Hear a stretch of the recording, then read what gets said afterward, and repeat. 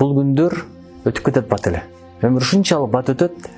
Азыр мен деле жатаканада болгон күндөрүм болгон, жатып калган күндөрүм болгон. Кудайга шүгүр. Учуру келгенде барды болот. Мага ушул сөздү бир мурдагы министр айтты эле. Анда силерди жөнөкөй бала болчумун. Кийин Алла Таала насип эткенден кийин өзүм эле министр болдум. Бирок ошол мезгилде ушунчалык кыйналат элем. Ач калам, кеч калам. Квартирада турам. Ошондо министр бир жакка алып алды, кошо бардым. Анан келатып, мындай баарлашты. Кадимкидей адам катары баарлашты. Ошондой айтты да, учуру келет, мындай, учуру келгенде өзүң билбей каласың болот депчи. Кудайга шүгүр, качан машина менем дедим эле. Кеч болсо да мендим 36 жашымда биринчи жолу машина алдым. Өзүм чоң кызматтарда иштеп жүрдүм.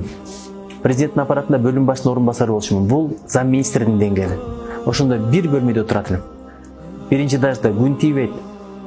Бирок кээде адамдар мотивация бериш керек экен. Бир жолу Ысык көлдөмүн. Өзүмдүн сенсейим бар, Иннокент Николаевич Ан деген. Анан сүйлөшүп отуруп айтып калды. Сен каякта Иман фондо төрагалчымын анда. Иман фонду деген президент алдыда чоң фонд. $5 миллион бюджетти карайт элем. Ошондо айтып калды, үйүң барбы? Үйүм бар. Аламедин бирде биринчи этажда бир комнатада жашайм десем. Кыйкырып, кадимки урушпады. Кантип жашап жүрөсүң? 2 балаң бар.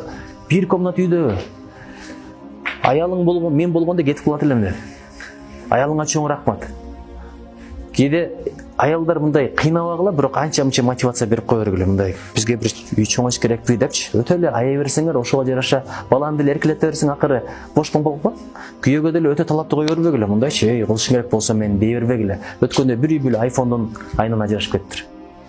Айфонду алып бер деген, алып берем деп тилинен чыгып кеткен байкуш, бирок дайым эле оң келе бербейт. Кээде жигит төмүнөт, кээде жөө жүрөт. Ошо мезгилде бир шеринеге барат дагы, досторунун аялдары айфон көтөрүп отурганын, анан ошол жерден тополоң баштайт, качан алып бересиң. Уруш чыгып, 2 баласын чыркыратып отуруп ажырашып кеттир.